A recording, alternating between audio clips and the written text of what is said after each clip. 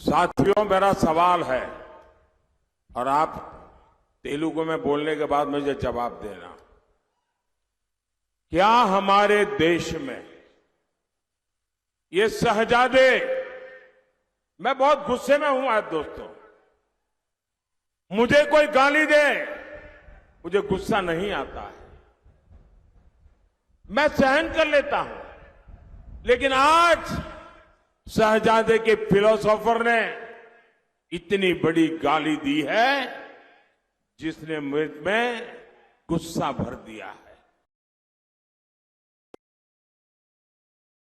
क्या मेरे चमड़ी के रंग के आधार पर शहजादे को किसने इजाजत दी है?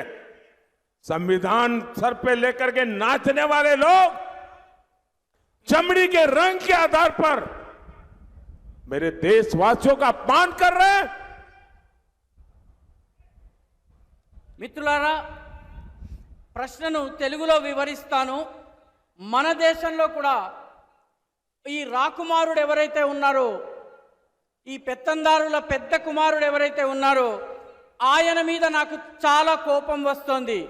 నన్ను తిడితే నాకు కోపం రాదు, కానీ నా దేశంలో ఉన్నటువంటి అనేక మంది ప్రజలను, ఇక్కడ ఉన్నటువంటి వాళ్ళ చర్మం రంగుని పట్టి ఈ దేశపు రాకుమారుడి ఫిలాసఫర్, వారి యొక్క మార్గదర్శకుడు లండన్లో కూర్చుని, అమెరికాలో కూర్చుని తిట్టడము నాకు కోపం తెప్పిస్తోంది.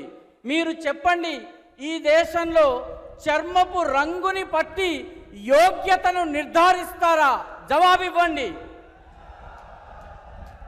ఈ దేశంలో రాజ్యాంగాన్ని తమ నెత్తిన పెట్టుకుని తిరిగేటటువంటి వాళ్ళు చర్మం ఆధారంగా వ్యక్తుల గొప్ప హెచ్చు తగ్గులని నిర్ధారించడం సబబా?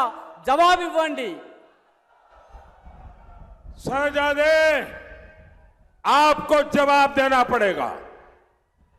चमड़ी के रंग के आधार पर मेरे देशवासियों का अपमान मेरा देश सहन नहीं करेगा और मोदी तो कतई नहीं करेगा। మిత్రులారా, మీరు జవాబు చెప్పాలి. చర్మం రంగు ఆధారంగా ఈ దేశంలో వ్యక్తులను అవమానపరచటం ఈ దేశంలో సాధ్యం కాదన్నటువంటి విషయాన్ని మీరు జవాబు రూపంలో చెప్పాలి. ఈ దేశం యొక్క ప్రతిష్టను భగ్నం చేసేటటువంటి ప్రయత్నాన్ని మోదీ సహించరు. ఈ విషయాన్ని కూడా మీరు అర్థం చేసుకుని కరతాళ ధ్వనుల ద్వారా మీరు చెప్పండి. साथियों,